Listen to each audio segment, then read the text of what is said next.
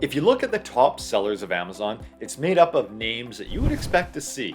Companies like Best Buy and Yeti, and many other big name companies. But then there's companies like Versure and Versure LLC, who make hundreds of millions of dollars a year on Amazon, yet there is no identifiable information about these companies. They have no physical locations, no working phone numbers, and heck, they don't even have websites. You might expect this from a small brand being run out of some university dorm room where the owner is just looking to make a little bit of extra beer money. And I was one of those people at one point in time.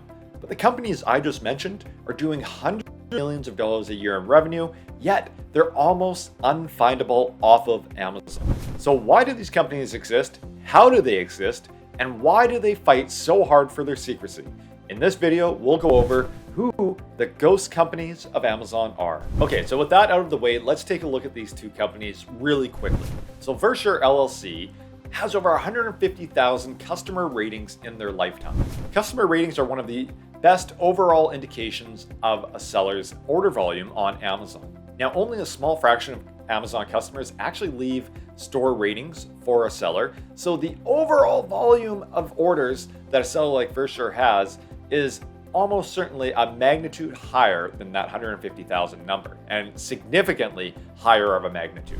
Versure, as of this recording, has over 9,000 items for sale. And based on publicly available product sales numbers that Amazon provides us, we can estimate that Versure's overall total revenue per year is well north of $100 million per year. Now, Amazon does allow you to see the registered business address of any seller in America. And if we Google Versure's address, we can find this quiet little business depot in Miami, Florida. Now, this small business center, roughly the size of some people's bedrooms, is not exactly what you would expect from a $100 million company. Furthermore, if we look up Versure's company information via publicly accessible records on the Florida state government website, we can find that this company is registered to an owner by the name of John Hancock, who, as far as I know, is a close relative of John and Jane Doe. So what's going on here? Well, Versure is almost certainly using what they call a registered agent's address for all of their mailing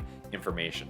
This isn't that atypical, and a lot of companies do this, but again, for a company of this size, you would expect a little bit more visibility in who that company is, as well as where they're located. And again, if you look up our next seller, Versure, who has, like Versure, over $100 million in estimated revenue per year, their business address, available via Amazon, is a quiet little office building somewhere in Delaware shared by many other businesses. Once again, Versure is almost certainly using a registered agent's address, and this is not actually where Versure has any real staff or employees. Now, trying to dig down who these companies are and where they're actually located, I actually purchased an item from Versure and had it shipped to me. When I received the package, it had a lot of identifying information about Versure, which is not so easily hideable when you're actually shipping packages, including where that package actually came from.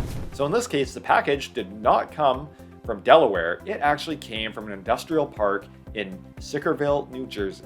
A Google Maps street view of that address reveals kind of what you would expect from a company doing millions of dollars in revenue a month, and it was a large warehouse in an industrial park in New Jersey.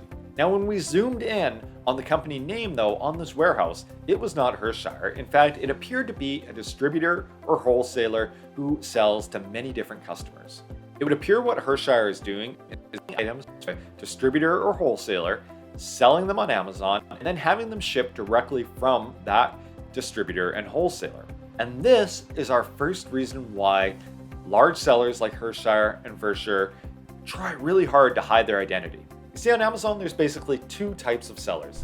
The first type of seller is a seller who manufactures products under their own brand names, and often they have these products manufactured in a country like China. These are what's known as private label or D2C product sellers. The other type of seller are companies like Versure and Versure who buy other manufacturers' brands and resell them on Amazon.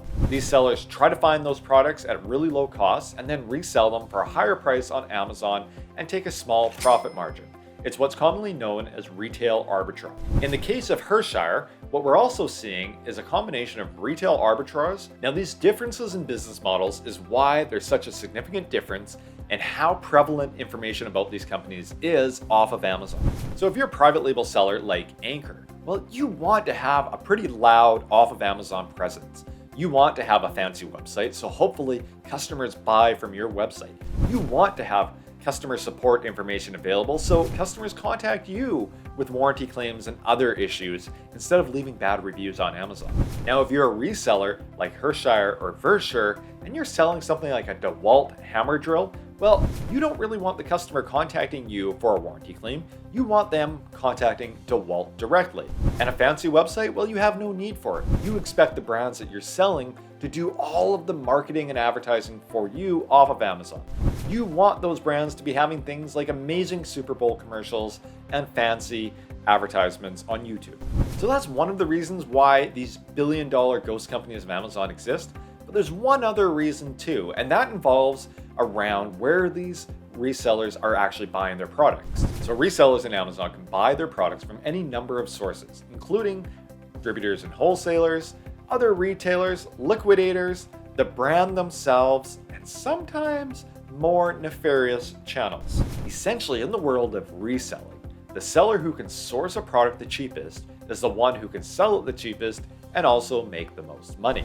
However, if you're a company like DeWalt Tools, you want everybody buying from you at roughly the same cost and selling at roughly the same price. It's what's commonly referred to as MSRP, or the manufacturer's suggested retail price. MSRPs are why when you go to source something like an Apple iWatch or other Apple product, they're kind of the same price no matter where you buy it, whether it's from Best Buy, Walmart, or another small retailer. Brands love using MSRPs to maintain price consistency across the market. However, MSRPs are not really legally enforceable. In the case of a company like DeWalt Tools, they can sell a hammer drill to Home Depot for $200 and request that they only sell it for $300, but they can't really legally enforce that.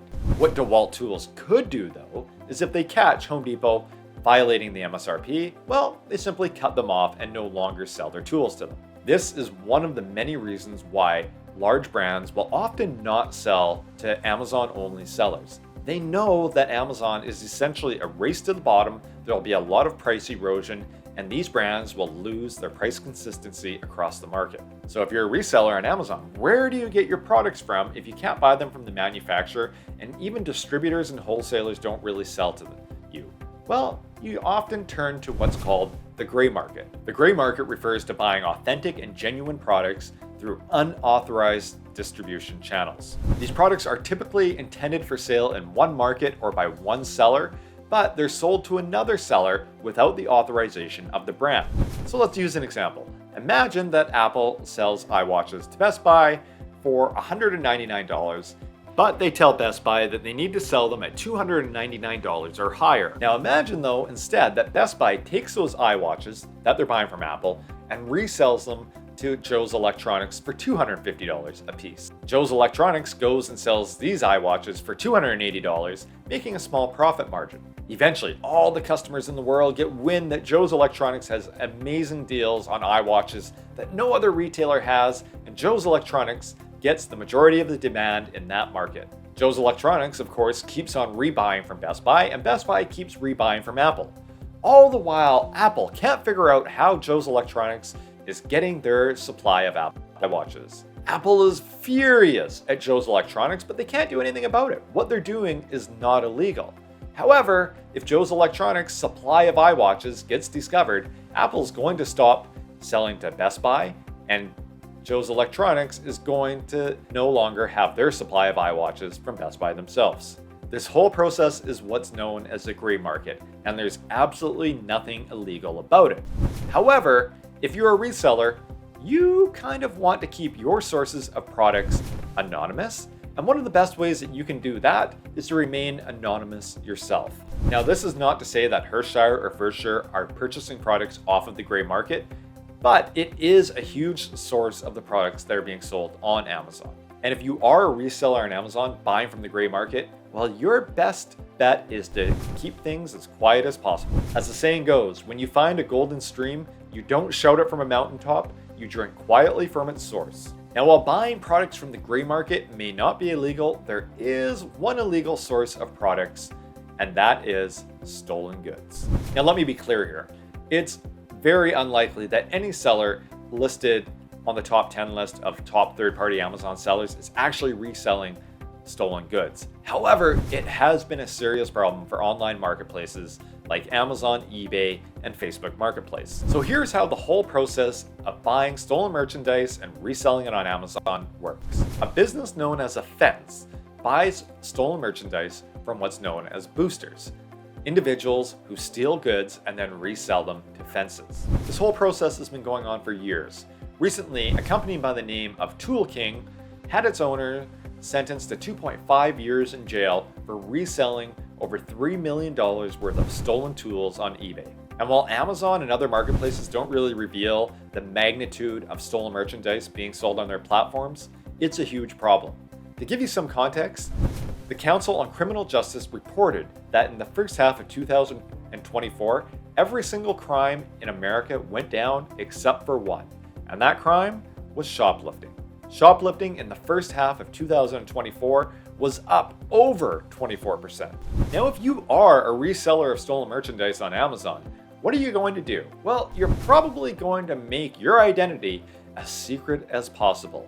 And big box retailers have known that this has been a problem with online marketplaces for a long time. And that's why several years ago, they lobbied Congress to make these marketplaces be more transparent about who their sellers are.